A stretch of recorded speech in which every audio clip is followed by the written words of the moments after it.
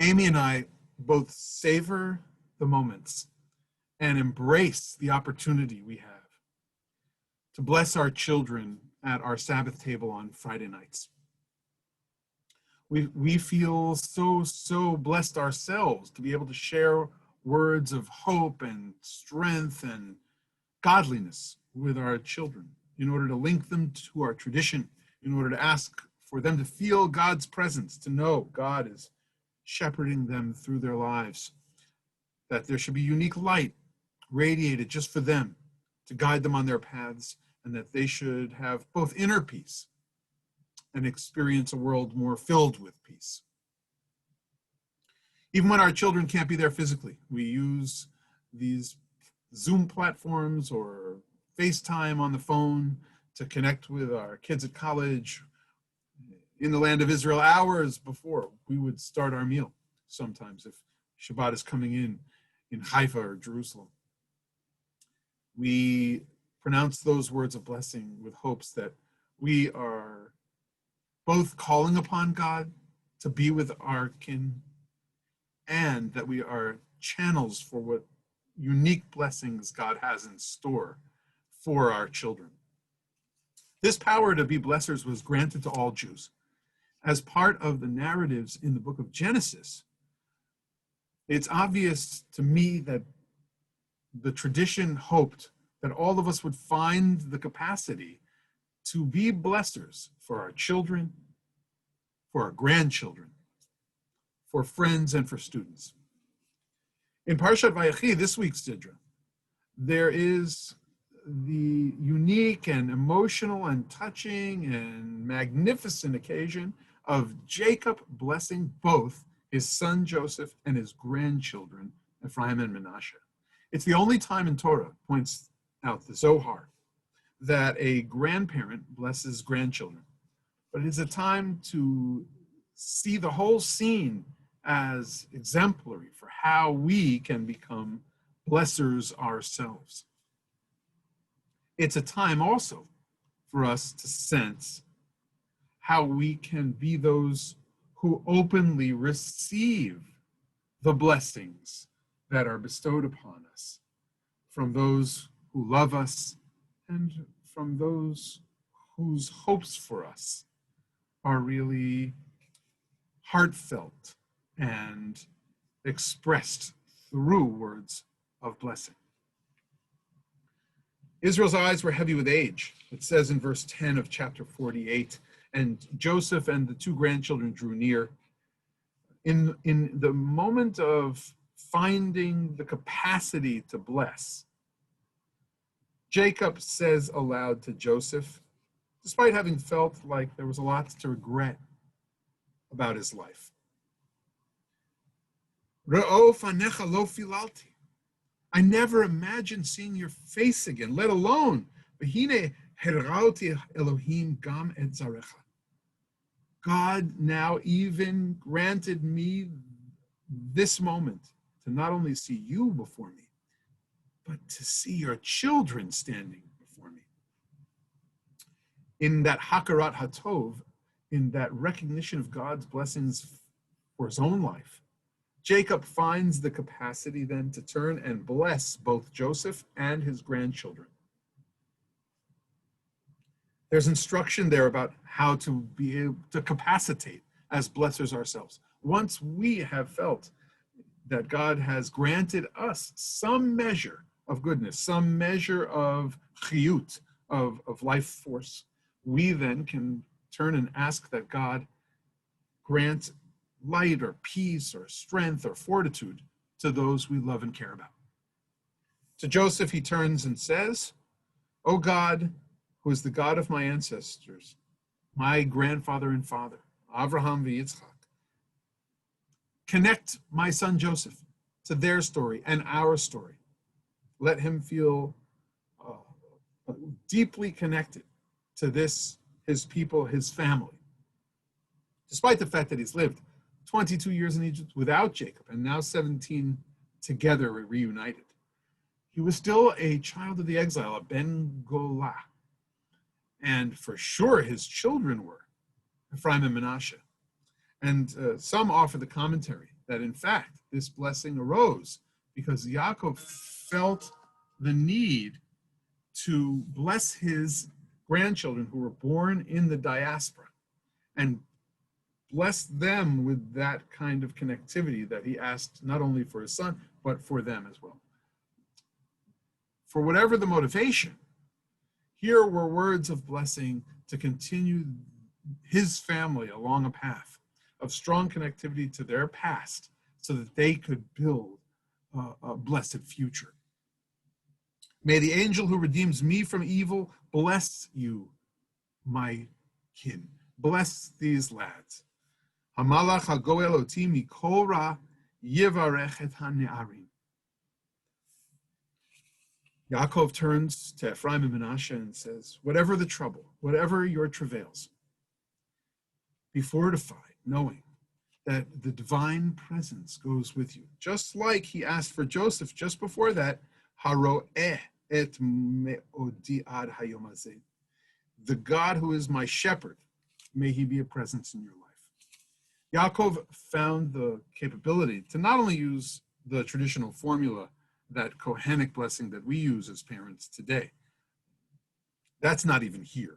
He chose words carefully to say that it might seem like this journey has turned in very strange ways, but feel God's presence as shepherd, as I have for my life.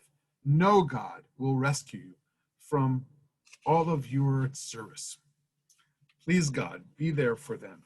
And may you, in whose life experience you'll be connected to Abraham and Isaac just like your father. May you, Ephraim and Manasseh,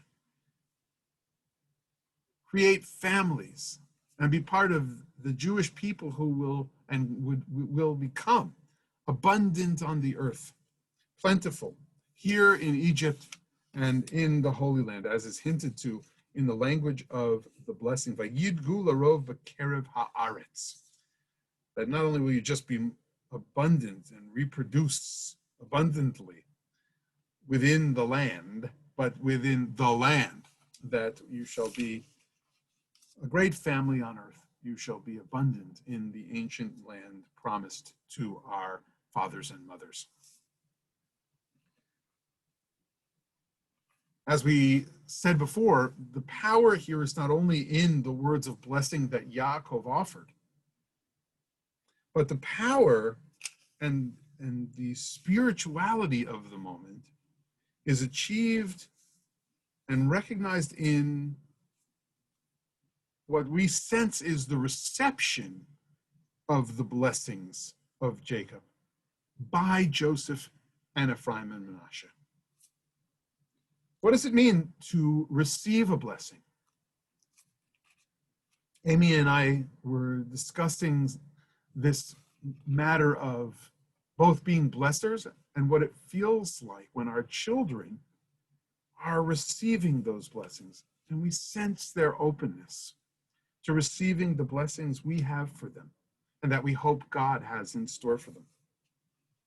It's kind of like when people receive compliments.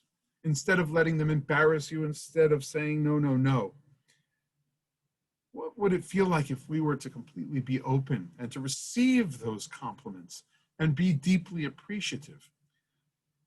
Al chakam v'kama, even the more so with blessings, when there are those who in our lives could express the hopes that God will be with us and draw down holy forces within our lives, connect us into that tide of divinity that moves us forward.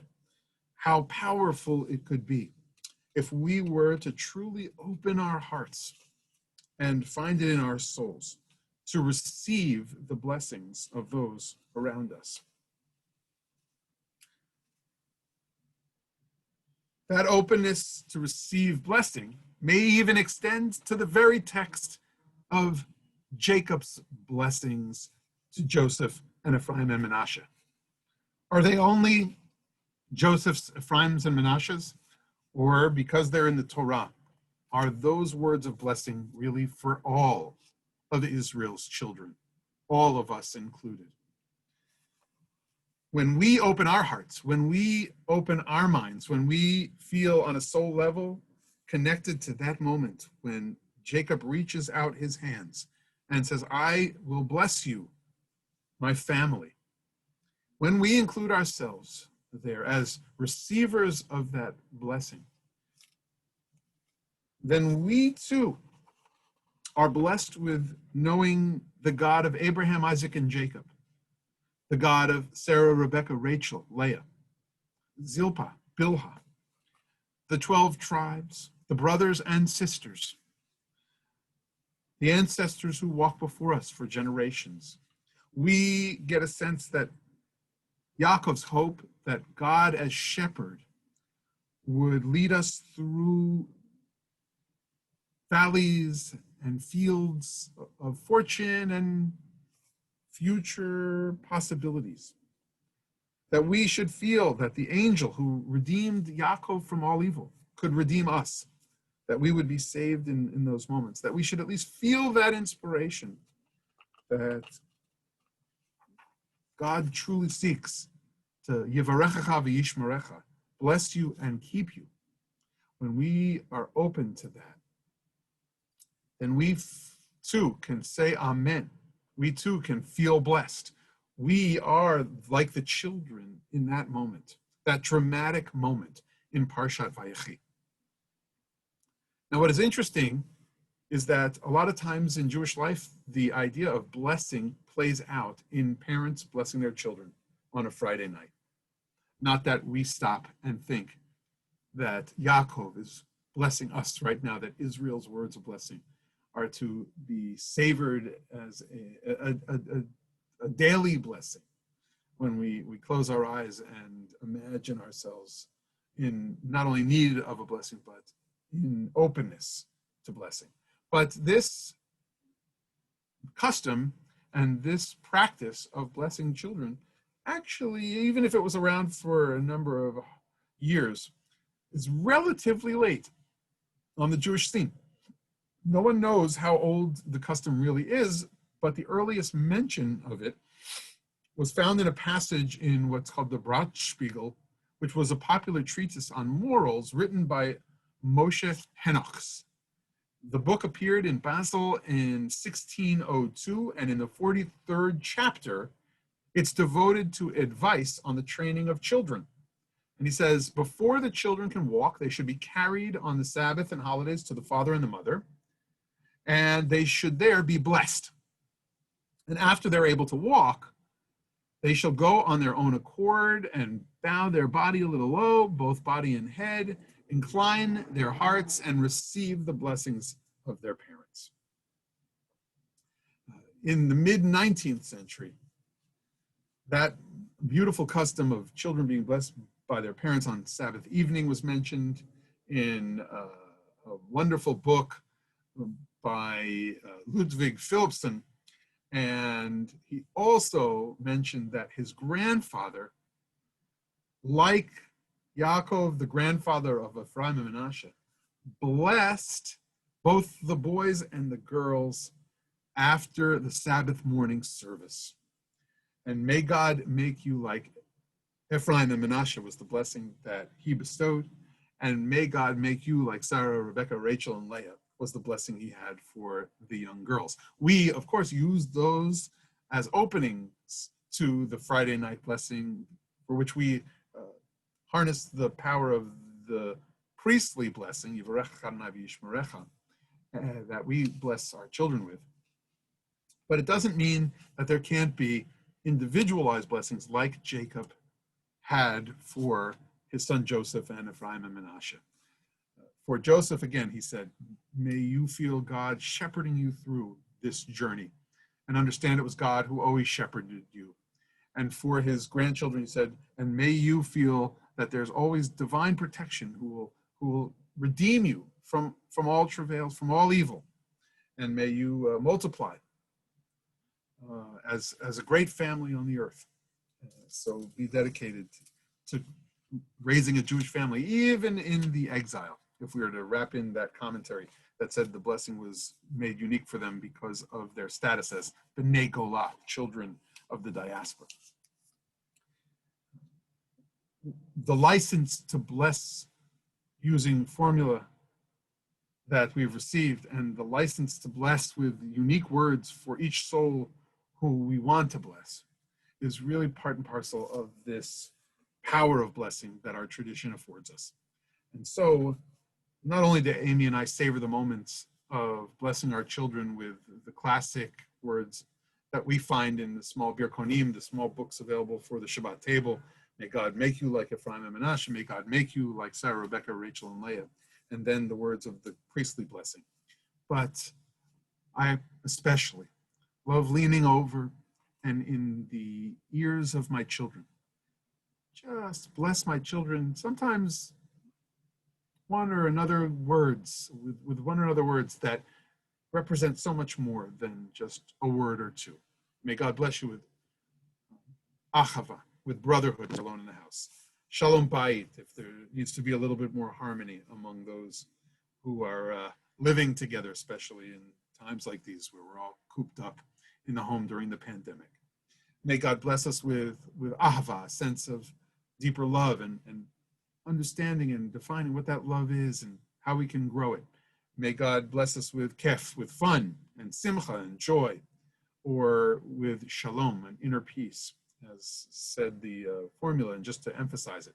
A moment of true rest, menucha nechona. Everybody can get their head and body around that, right? That we need some real rest on the Sabbath. And tefillah amitit, and a moment perhaps of true prayer. Limud, learning, and generally just a love, that they should feel a love and know that they're loved for who they are. That's what we bless them with. That's what we savor so much. That's the opportunity we embrace.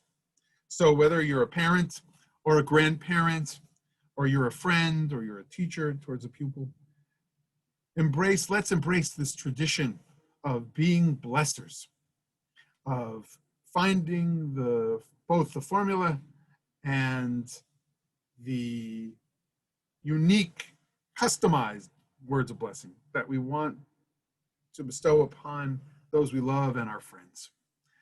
That's what our father Jacob taught us in Parshat Vayachi. That's what the books of customs instructed us about since the 17th century.